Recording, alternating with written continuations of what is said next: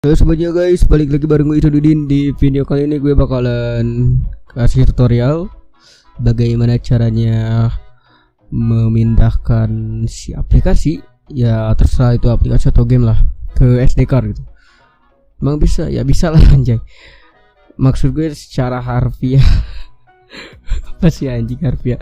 Jadi si datanya itu benar-benar semuanya dipindahin ke SD card gitu. Alright, aplikasi yang kalian butuhkan adalah Taichi sama X Internal ESD. Yap, gua itu doang sih. Alright, sebelum kalian melakukan tutorial ini, kalian harus pindahin dulu data aplikasinya yang di internal ke SD card. Dan pindahinnya sama dengan yang di internal, cuman kita pindahin dulu, habis itu kita ganti nama kayak gini nih. Kita tambahin aja 123 agar tidak terbaca dulu oleh aplikasinya nanti pas pengeksekusiannya. Ini kalau data ya, kalau OBB juga sama sih. Kalau kalian pakai OBB, maksudnya aplikasinya yang pakai data OBB ya taruh di OBB. Kalau data yang berupa file itu taruh di data. Pertama lo buka aplikasi Taichi.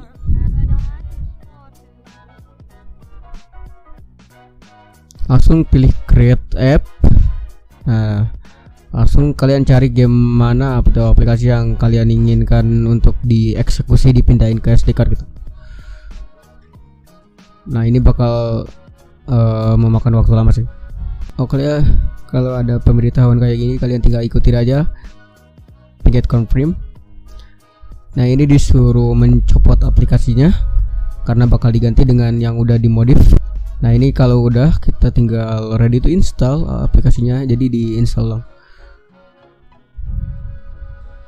Alright, jika sudah dipasang, kalian tinggal klik langsung manage modul, masuk ke internal XD.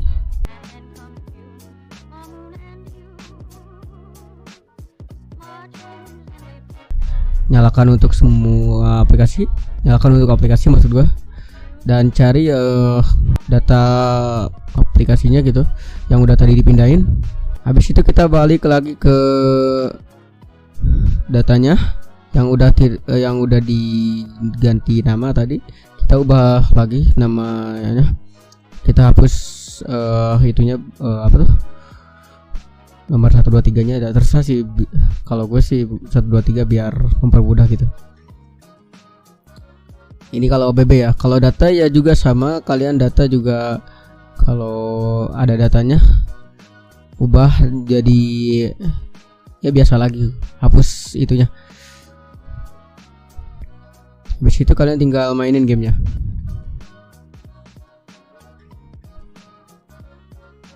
Dan walah, sekarang kalian bisa memainkan game lewat SD card. Maksudnya penyimpanannya.